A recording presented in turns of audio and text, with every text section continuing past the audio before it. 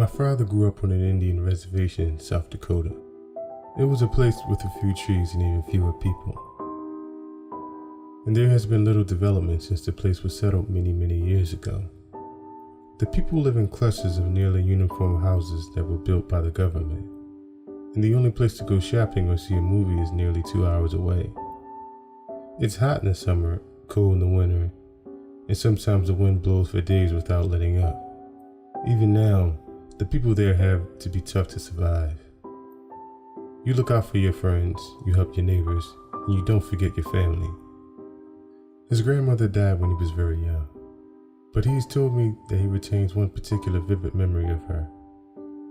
It was winter and they were at a house together in the early evening, and she was cooking in the kitchen while he played with a deck of cards in the front room.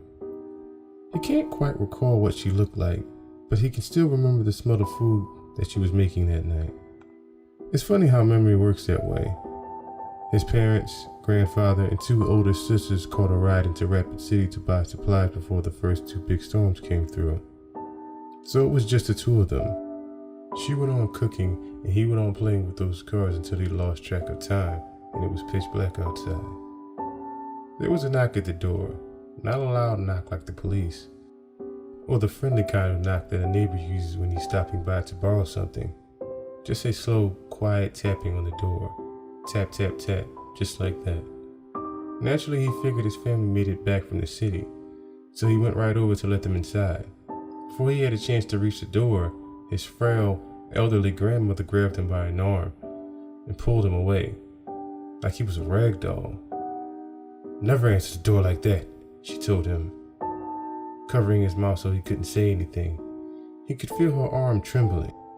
There was no more knocking, but my father couldn't shake the sense that there was someone familiar standing on the other side of that door, waiting to be let inside. When she finally let go of him, he asked her why she stopped him.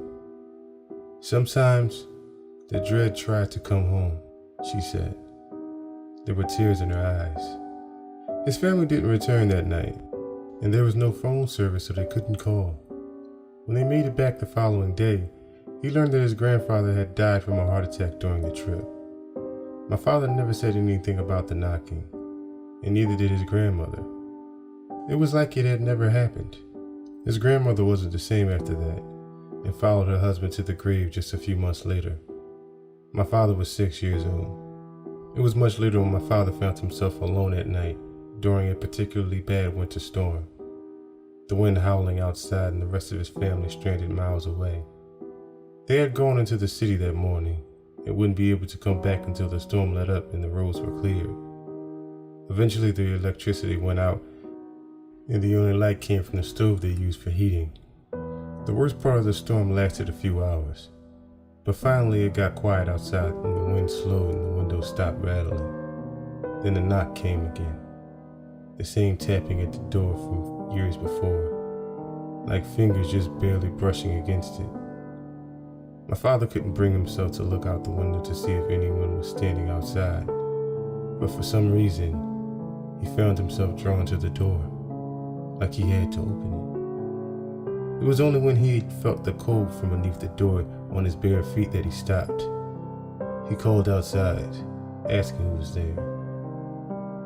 "It's me," came the voice from the other side of the door. "Let me inside. It's cold." He recognized the voice, since it belonged to the eldest sister.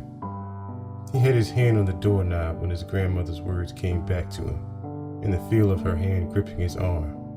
Never answer the door at night.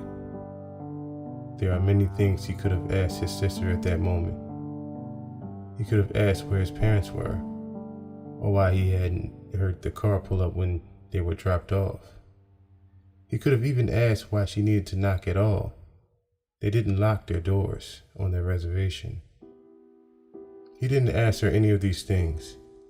Instead, he told her to go around to the back and he would let her inside. Before he could say anything else or even think of anything else, he heard the knocking start at the back door, like she had been there the entire time. Instantly, tap, tap, tap.